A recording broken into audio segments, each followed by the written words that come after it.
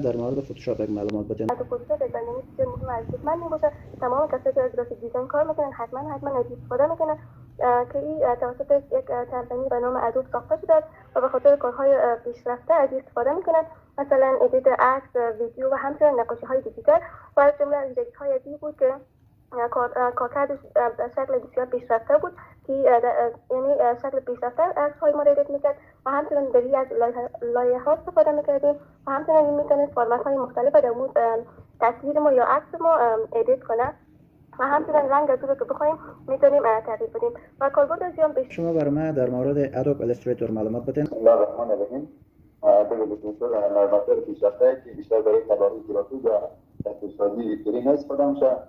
بیشتر برای مثلا آیکون و بنر و طراحی لوگوی ما کاربرد داره. ویژگیش بیشتر مثلا ابزار میکنه برای ایجاد گرافیک‌های پیچیده، دیگه انواع رنگ‌ها و گریدینگ میکنه، پشتیبانی از رنگ‌ها و گریدینگ ها اینا میکنه. دیگه قدرتی یعنی طراحی و ویرایش داره بدون اوفیس. دیگه کاربرد بیشتر برای مثلا لوگو و برندینگ اینا، دیگه ایجاد گرافیک های به طراحی تبلیغات اینا استفاده میشه و برای الگوهای پیچیده از این برنامه استفاده میشه. اگر میخواهید گرافیک دیزاین با کانوا را حرفه‌ای یاد بگیرید، در صفحه سرچ اینستاگرامتون بروید و نوشیروان بختیار سرچ بکنید. نوشیروان اندرسکور بختیار و دوباره اندرسکور سرچ بکنید. اولین صفحه که برای شما واضح میاد نوشیروان بختیار، ما را فالو بکنید و روی هایلایت یوتیوب تاتریال یا وایتی تاتریال کلیک بکنید. در اینجا شما تمامی ویدیوهای آموزشی گرافیک دیزاین با کانوا را دیده میتونید.